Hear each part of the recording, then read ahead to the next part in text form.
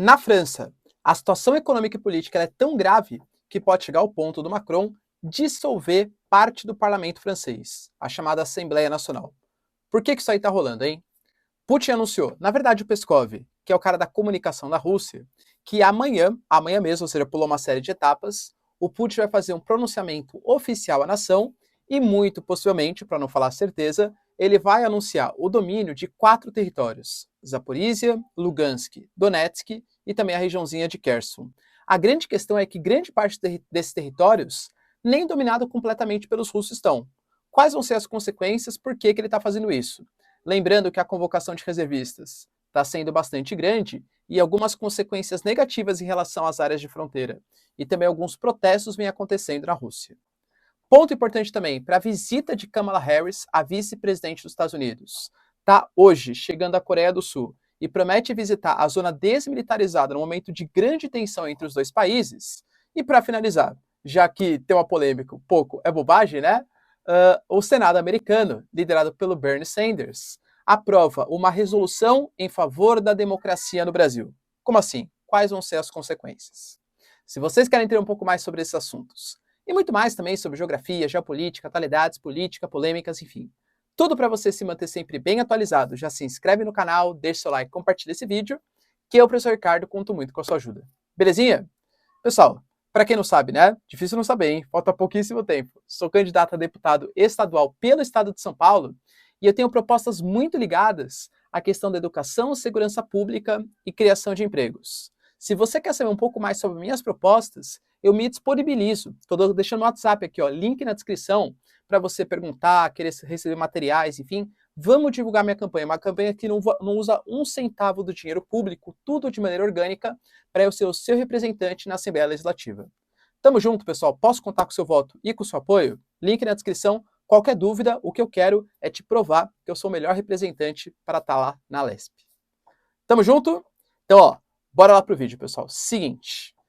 Primeiro ponto importante que eu comentei com vocês é a questão da França, né? A França, ela está passando, assim como uma série de países europeus, por grandes dificuldades econômicas. E olha que dentro da Europa nem é das situações mais complicadas. Você pega ali, por exemplo, Itália, Irlanda, Grécia, né? São países muito mais complicados. Quando a gente pega a Bélgica, a Alemanha, a França, está um pouco estagnado, mas com certeza não é a situação dos países do Mediterrâneo. Muito mais atrasados, não industrializados e por aí vai. Mas a França também está dentro dessa premissa. E a França, ela está passando por um processo de envelhecimento populacional, assim como todos os países europeus. O último, que aconteceu esse ano, inclusive, né? Na eleição francesa, Macron e Marine Le Pen, e até o Mélenchon também, né? Que é o cara, como o terceiro colocado, o cara bem de esquerda ali na França, eles tinham propostas que se diferenciavam muito em relação à Previdência. O Macron queria aprovar uma reforma da Previdência de no mínimo 65 anos, enquanto a Marine Le Pen e o Mélenchon, que é o cara mais de esquerda, uma proposta mais voltada aos 60 anos. Para ele conseguir ser eleito, ele teve que falar que ia debater um pouco sobre o assunto, que talvez poderia reduzir um pouco tal. Se a gente acha a Previdência no Brasil complexa, a Previdência na França é 50 vezes mais. Ali cada categoria tem a sua própria Previdência. A categoria dos professores, dos militares, dos banqueiros, tal, é tudo diferente, né? É tudo feito ali a partir de lobby. A proposta do Macron é fazer como se fosse uma espécie de idade única, alguns setores não, claro, mas a grande maioria de uma idade única, e adiar essa idade de aposentadoria. Só que na França, a gente falar, galera, em cortar esse welfare state, esse estado de bem-estar social, não pega muito bem. Poxa, em 2019, 2020, né? Quando o Macron ele anunciou a proposta de reforma da Previdência, os bombeiros, eles pegaram, na época estava muito famoso o filme do Coringa, né? Questão da anarquia, manifestações e tal. Os caras, os bombeiros, se vestiram ali de Coringa, se fantasiaram de Coringa e saíram nas ruas tacando fogo na Champs-Élysées. Pô, se o bombeiro tá tacando fogo na Champs-Élysées, quem vai apagar o fogo da Champs-Élysées? Questão, né? Não, tô brincando, mas é verdade, galera. As manifestações na França, elas sempre são muito intensas, né? Então, vai lá, taca fogo, tem manifestações dos coletes amarelos, joga quantidade de estrume na frente de representantes políticos. Isso, assim, desde a Revolução Francesa, os franceses já mostraram, pessoal, que, assim, falar em cortar alguns direitos para a população, de adiar a idade de aposentadoria, cortar privilégios, não é uma coisa que pega muito bem, tá? Bom, passada a pandemia, passado o momento de eleição, chegou o momento de debater novamente. O Macron, para dar uma agradada na população, ele aumentou o salário de todos os servidores públicos, está precisando também, né, fazer o reajuste salarial, tal, ele aumentou acima da inflação e anunciou também um teto para o preço da energia. Isso já agradou a população, mas quando ele começou a falar novamente de reforma da Previdência, ele falou que vai discutir ainda com o parlamento e tal, mas grande parte do parlamento, que aliás, tivemos eleições parlamentares esse ano, e o Macron tem só uma mínima maioria no parlamento, já começou a protestar. Essa mínima maioria do parlamento não vai ser suficiente para aprovar a reforma da Previdência que a França quer. Existe um dispositivo no qual o presidente ele tem o poder de dissolver uma das casas parlamentares, nesse caso a Assembleia Nacional. Então pode ser até como se fosse uma ameaça ao parlamento. Claro, dissolve e convoca novas eleições, tá? Ele possa fazer isso e convocar novas eleições para que o apoiem a fazer a reforma. Fato é, galera, que o Macron ele se elegeu sem grande popularidade, geralmente quem votou nele votou porque era mais contrário a Marine Le Pen do que provavelmente porque gostava do Macron. O Macron é visto como um cara muito cosmopolita, que não entende as reais necessidades da população, um cara que pensa muito mais na União Europeia do que na população francesa, e o movimento eurocético nacionalista é crescente na Europa, e na França também, claro, tá? Então o Macron ele vai passar por grandes dificuldades, e essas ameaças podem afastar ainda mais ele de uma paz com o poder legislativo, tá? Outro tema importante que chamou a atenção das manchetes de hoje foi uma declaração do Peskov, que é o cara da comunicação na Rússia, né? Ele fez uma declaração anunciando, eu disse para vocês, né, que a intenção era a Rússia fazer esse anúncio no dia 4 de outubro, pô, antecipou quase uma semaninha aí, né? Esse anúncio agora, ele vai ser feito amanhã, em que o Putin vai confirmar a anexação dos 4 territórios. Território de Kherson, Zaporizhia, Lugansk e Donetsk. Por que ele está fazendo isso, né, professor? Lembrando que, nesse momento, esses territórios nem estão plenamente ocupados pelos russos. A gente teve, desde setembro, um contra-ataque dos ucranianos, principalmente mais próximo ali de Kharkiv e de Kherson, em que os ucranianos dizem que eles retomaram 10% dos territórios que tinham sido tomados pelos russos. A partir do momento que o Putin ele anunciar a anexação desses territórios, isso significa que um ataque à Rússia não vai ser mais um contra-ataque, uma tentativa de redominar um território que era seu, e sim um ataque à soberania da própria Rússia. Ou seja, a Rússia pode defender com todas as suas armas. Inclusive, claro, já foi ameaçado uma série de vezes pelo Peskov, Medvedev, pelo Putin mesmo, o emprego de armas nucleares táticas. A Ucrânia está sim contando com essa possibilidade, tá?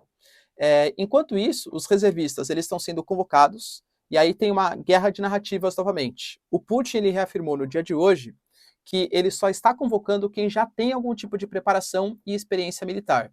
Existem denúncias rolando que, na verdade, idosos, doentes, etc., todo mundo está sendo convocado.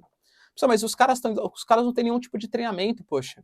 A ideia do Putin é colocar esses caras como se fossem nas posições que já são dominadas, né? Então, no centro, na logística e tal. E mandar para a linha de frente quem já está participando da batalha. Por quê? Tem uma diferença bem gritante entre você mandar um soldado ou algum militar que tem vontade de ir para isso, está recebendo para isso, disponibilizou para fazer, que eram os militares até então, e convocar reservista. O cara que estava em casa, o cara que, putz, será que eu saio? Será que eu vou fugir? O cara que está pesquisando em casa como quebrar o braço, entende? O cara não está, talvez até concorde com a Rússia ou não, tá? Não interessa. Mas o cara não está disposto a batalhar por aquela causa, pelo menos a grande maioria. Então a intenção do Putin é deixar esses caras na retaguarda, e aí sim mandar os mais experientes para a linha de frente de batalha, ou seja, reforçar posições nos territórios que foram dominados. Será que vai dar certo, pessoal, essa intenção do Putin? O que você pensa? Deixa aí nos comentários. Kamala Harris, vice-presidente dos Estados Unidos, está fazendo uma visita oficial à Coreia do Sul. Lembrando que a Coreia do Sul é um país completamente alinhado com os interesses americanos. A parte militar deles precisa muito da ajuda dos Estados Unidos. Para vocês terem uma noção, existem bases militares americanas na Coreia do Sul e estima-se de 28 a 30 mil militares sul-coreanos em território americano, e o momento na península da Coreia está muito tenso. A Coreia do Norte ela está voltando a realizar exercícios militares, mísseis balísticos em direção ao Japão, mísseis balísticos em direção ao oceano, e o Serviço de Inteligência da Coreia do Sul diz que os norte-coreanos que desde 2017 não fazem algum tipo de teste militar nuclear, estão voltando a pleitear essa proposta, e que isso vai acontecer muito possivelmente do meio de outubro ao meio de novembro, ou seja, talvez ali próximo do período das eleições legislativas americanas. A Kamala Harris está indo lá, anunciando que vai possivelmente fazer exercícios militares, aumentar a parceria. É uma geopolítica muito mundo da imagem também, né? Pô, a presença física da vice-presidente dos Estados Unidos na Península Coreana conta demais para reforçar esse apoio logístico à Coreia do Sul. Inclusive, a Kamala Harris promete fazer uma visita à zona desmilitarizada, ao paralelo 38 graus norte, né, que divide a Coreia do Sul, da Coreia do Sul da Coreia do Norte. Essa visita para reafirmar posições. Lembrando que os Estados Unidos e a própria Coreia do Sul, pelo menos oficialmente, né, parte dos planos a gente sabe que é mais ou menos esquemático aí, mas pelo menos oficialmente, eles dizem que eles não mantêm as portas fechadas com a Coreia do Norte, que eles aceitam fazer uma negociação. Só que, claro, do que parte a negociação deles? Coreia do Norte, você abre mão do seu arsenal nuclear e a gente reinsere você dentro do mercado mundial. O Kim Jong já falou uma série de vezes que é impossível, eles não cogitam abrir mão do seu hard power, da sua influência militar, alegando que se não fosse a influência militar que os norte-coreanos têm, com certeza eles não estariam mais ali no poder. Inclusive ele fala que ele não vai ser uma nova Líbia, Muammar Gaddafi, pregou um desarmamento, enfraquecimento da parte militar, começou a Primavera Árabe, a OTAN foi lá, interferiu e tirou Muammar Gaddafi. Ou seja, aparentemente isso não vai rolar, tá? Esse desarmamento aí pretendido pelos sul-coreanos e pelos Estados Unidos não vai acontecer. E para finalizar, galera, a gente teve a assinatura de um documento por parte do Senado americano, assinado pelos senadores, dizendo que os Estados Unidos ele só vai manter relações econômicas com o Brasil caso seja preservado a democracia no país, tá? Lembrando, pessoal, que existe movimentos aqui do Brasil, alguns deputados americanos, alguns senadores americanos, que inclusive mandaram uma carta no dia 8 desse mês, também para o presidente Biden, alegando, aí sim, citando nominalmente o Bolsonaro, segundo eles, claro, tá? Que representa uma ameaça ao Brasil, citando a questão das urnas eletrônicas, da convocação dos embaixadores para dar declarações, etc. Tal. Aqui eu não estou discutindo, tá? De verdade, se o texto está certo, está errado, tal. Aqui o meu papel, galera, que nem eu falo, né? Óbvio que eu tenho minhas opiniões, tal.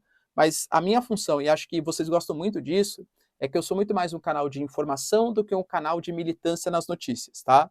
Então aqui eu estou passando a informação para vocês. A informação é que o Senado americano aprovou isso. Professor, isso não é vinculante, tá? Isso não quer dizer, entendi, então agora, meu Deus, se tiver algum tipo tal. Não. A gente fala que é uma ação não vinculante. É como se fosse uma carta de intenções. Mas caso seja feita alguma coisa, enfim, qualquer candidato, porque assim, nessa resolução não foi citado nenhum candidato, tá? A gente sabe que indiretamente eles quiseram falar que é a questão do Bolsonaro, das urnas, da militância, tal, essas coisas. Mas não foi citado nominalmente ninguém, tá? Mas caso haja algum tipo de ato, enfim, existe uma intenção por parte do Senado, só que na prática não precisa acontecer nada. Beleza? O que você pensa, galera? Será que isso representa algum tipo de ingerência na política brasileira? Será que existe a chance de acontecer alguma coisa, algum tipo de ruptura democrática por parte de algum dos dois candidatos? O que você pensa? E também, se acontecer, qual que vai ser a consequência? Os Estados Unidos falou que vai romper relações bilaterais com o Brasil. O que você pensa? Deixa aí nos comentários, galera. Quero saber a sua opinião. Não esquece, hein? Ricardo Marcílio, 23333. Tamo junto. Beijos, abraços e tchau, tchau.